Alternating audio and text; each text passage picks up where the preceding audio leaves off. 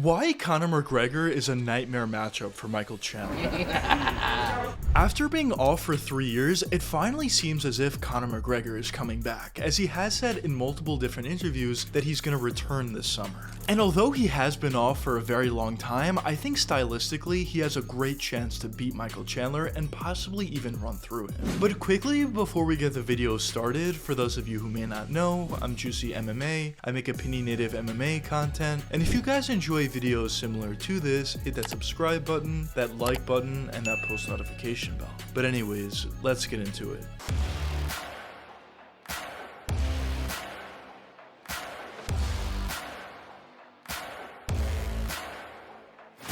When you look back at what Conor was able to do in the UFC, it was absolutely incredible. He was able to beat Jose Aldo in 13 seconds, he was able to beat Eddie Alvarez to become a 2-division champ, he was able to beat Nate Diaz in the rematch, and overall what Conor was doing was just incredible to watch. But unfortunately, after that win over Eddie Alvarez, things started to go a little bit downhill for Conor McGregor. He ended up losing to Khabib, he ended up losing to Dustin Poirier 2 separate times, and that's really where we're at today. Because at this point, Conor hasn't fought in 3 years, and he's also getting up there in age, so fans don't necessarily know what to expect. But it seems finally we're gonna get that Conor McGregor fight against Michael Chandler after all the inactivity. And going into this fight, I would say the fan base is pretty 50-50. One side of the fan base thinks Michael Chandler is gonna win due to his wrestling ability, due to his power, and most importantly, due to his activity. But the other side of the fan base thinks Conor McGregor is gonna win due to his style. But before we can take a deeper dive into this matchup, let's quickly take a look at both of these fighters' games to see what they do well out there. And let's start with Conor McGregor.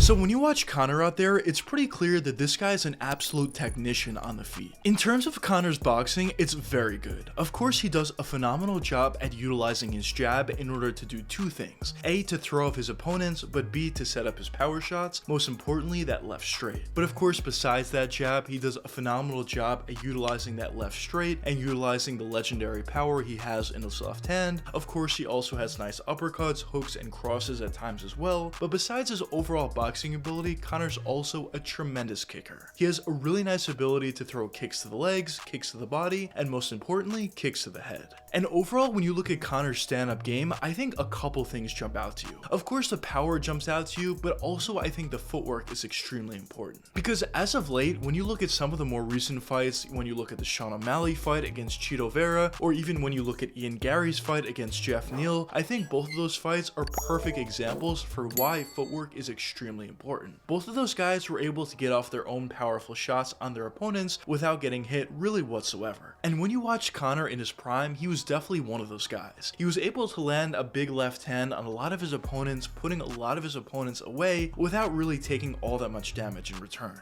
So I do think besides his power and how technical he is, his footwork actually is also a humongous factor for why Conor was always able to be so special on the feet. But besides Conor's stand-up game, although he isn't necessarily the best on the ground, he definitely does have some skills. When he's on his back, Conor actually has a really nice ability to throw elbows. He also has a decent ability to utilize his jiu-jitsu. Not necessarily to look for submissions, but more so to utilize that jiu-jitsu in order to get back up on the feet, which is eventually where he wants to be. So overall, when you look at Conor's game, I think a couple things jump out to you. A, his footwork, B, his power, and C, his chin. And I think those three factors are huge factors for why Conor was able to be so successful back in 2016, and possibly why he'll also be able to be successful in this potential matchup versus Michael Chandler. But now, let's move on to Michael Chandler and see what he does well out there. So it's pretty clear that both on the feet and on the ground, Michael Chandler is extremely dangerous. On the feet, Chandler does a solid job at utilizing his jab at times, but mostly what he likes to do out there is get into an explosion competition. What Chandler does extremely well is utilize his power.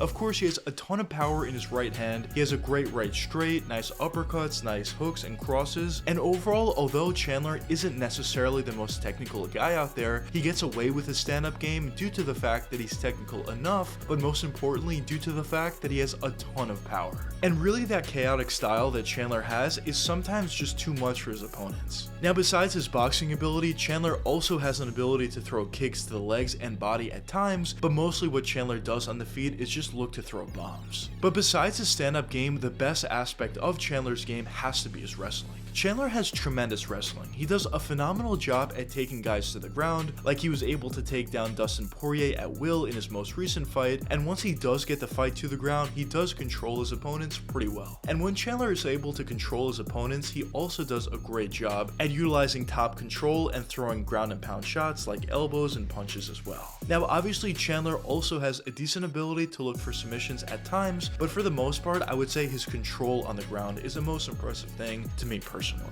So overall, when you look at Michael Chandler's game, I think there is a lot to it. Of course he's dangerous on the feet and he's also dangerous on the ground. And I mentioned this in a lot of my videos, but when you're extremely dangerous both on the feet and on the ground and you can get finishes regardless of where the fight goes, that just makes you that much more dangerous and that much more of a difficult fight for a lot of different guys out there. And I definitely do think Michael Chandler is a very difficult fight for virtually anybody. But now let's take a closer look at this fight between Conor McGregor and Michael Chandler, and let's get into my prediction. So in my opinion, I think there's pretty clear paths to victory for both of these guys. I think for Michael Chandler, he needs to wrestle. If Chandler stays smart out there, doesn't just throw power shots on the feet, and actually looks to take the fight to the ground, I think he'll have a lot of success, and I think he'll beat Conor McGregor. If he's able to take the fight to the ground, I think his control time is going to be huge. I think his ground and pound strikes are going to be huge, especially if it's early in the first round. Look to tire out Conor McGregor as much as you can, and if you get a tired Conor in front of you, it just makes it that much easier to A, have success on the feet, but also B, take the fight to the ground once again in the second and in the third rounds. But for Conor McGregor, I think the path to victory for him is just to stay on the feet as much as possible.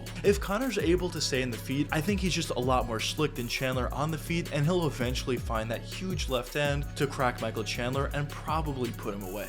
But at this point, if I had to give my official prediction for who I think is going to win this matchup, I would go with Conor McGregor. Now, as I mentioned before, I do think Chandler has a very clear path to victory, and that would be through utilizing wrestling. But although I do think he has a huge advantage in that department, I think when he's going up against a guy in Conor McGregor, I think he's going to want to put on a show. And I do think he's going to stay on the feet for extended period of times, which wouldn't necessarily be the best for him. Of course, it would make it a much more exciting fight, but for Michael Chandler, I don't think he'll be able to beat Conor if it's only a stand-up battle. And obviously, another reason for why I feel this way is when you look at basically every Michael Chandler fight, he doesn't necessarily always make the best decisions out there. There's a lot of times where he stays on the feet a little bit longer than he should have. There's a lot of times where he throws powerful shots and doesn't necessarily care all that much about defense, and if you're doing that against Conor McGregor, he's gonna probably hit you and hit you pretty hard.